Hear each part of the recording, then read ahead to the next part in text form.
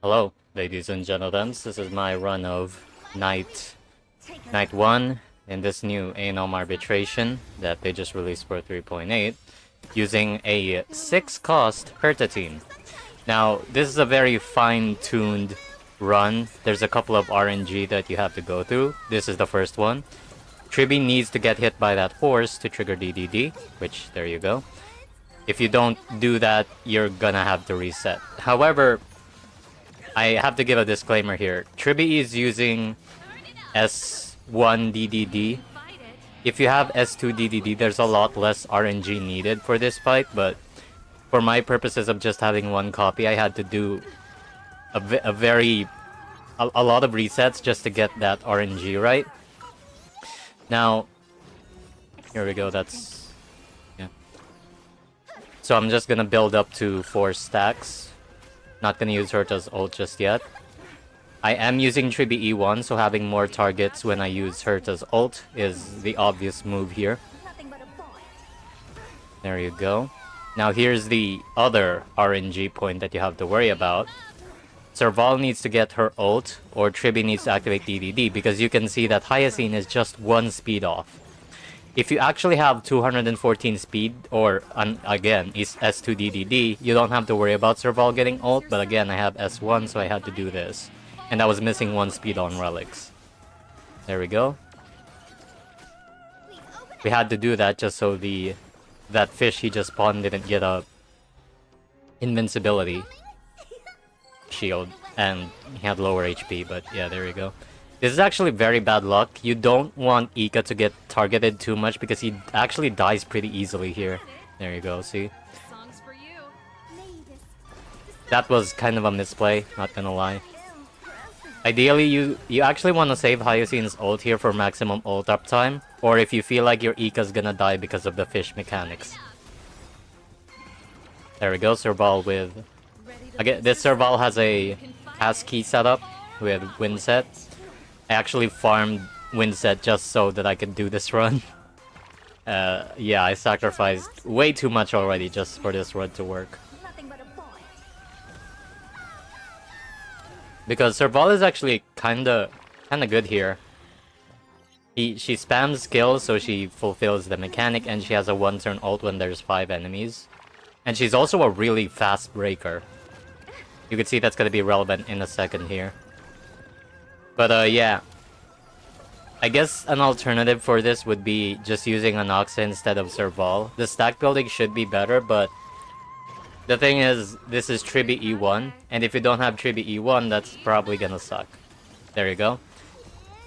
We saved that break for that part there because breaking them instantly gives 4 fish, right? And also gives them true damage like that. Now this is just hoping that Serval gets hit, which should be happening here. Nope, okay. Well, that was unlucky. Again, this also isn't the luckiest run. It's not like completely unlucky either, but there's definitely ways you could have optimized this better than I did, probably.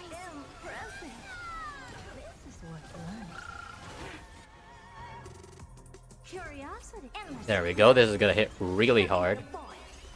I kinda bit the bullet with this team.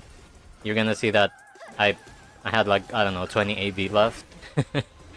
But I still managed to kill it, so I guess that's cool. And again, not the luckiest run in the world. If I had Serval's ult, this would be so much better.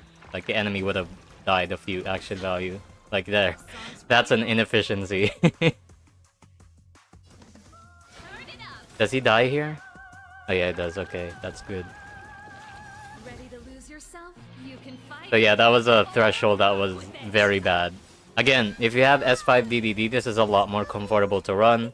I'm not sure if, you know, just in a sense of proper cost allocation, replacing Serval with Anoxa is worse than E1 Tribbie, probably. Like, if you were going to compare performances, Tribbie's E1 is just so important for Herta in this fight. I guess for Herta in general, too, it's pretty important. There we go. Target this guy so I could break him faster.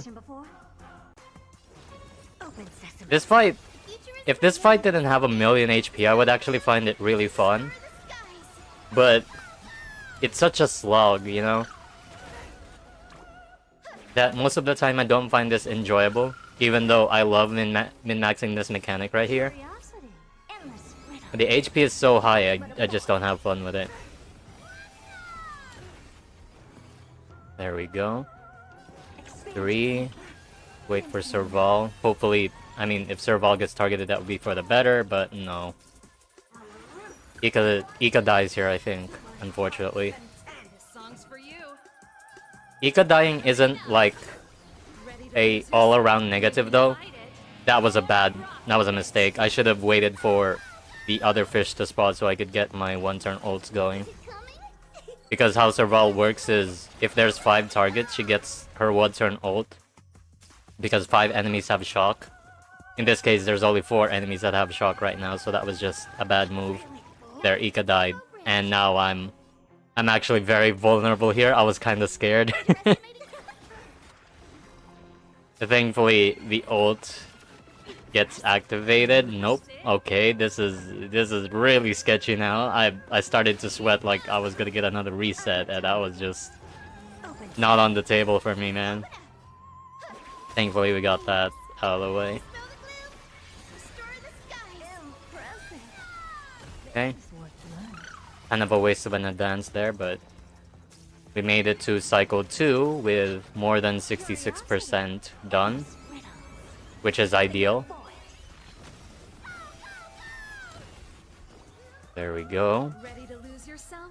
You can fight it or rock with it. Not gonna use Tribbie's DDD just yet, that would be an inefficiency. So this is also a pretty important breakpoint. You have to kill the smaller fishes and then trigger the advance. Because now he's going to start doing his normal rotation of 1. There we go, this just normal fodder move. And then on his next turn he's gonna go into his breeding state again, so... I mean, the main goal is basically just to get him inside of the breeding state as fast as possible, which means doing a lot of damage. Which, again, this fight is basically the most DPS check of all time. You also don't want to break with Herta, because obviously Ice Break doesn't trigger the true damage. By that I mean, if he takes an action and he's still broken, and if he's frozen, he doesn't take the additional true damage. Not true damage, actually. Why would I call it that? Just some weird DOT. I don't know what to... Again, Ika died. Didn't really... That wasn't really needed at all. That's... Yeah. There we go. We're about to close this. I just have to do a bit more true damage. Just a little more. This will get my ult. Nope. I think I get a Serval ult here though. Because of the enemy hits, or was it because of... Why did I do that? Oh, there we go. That's true damage, yeah. Actually, that's pretty good. There we go. And that's enough on... That's gotta be the killing range, right? Yep, it's over. Explode. Explode. Explode. Wow. Finally a 3-star. It took me like 30 resets. Again, if your build is good and you have more DDD copies, this is quite... This is a much better run. This is gonna be a much better run for you.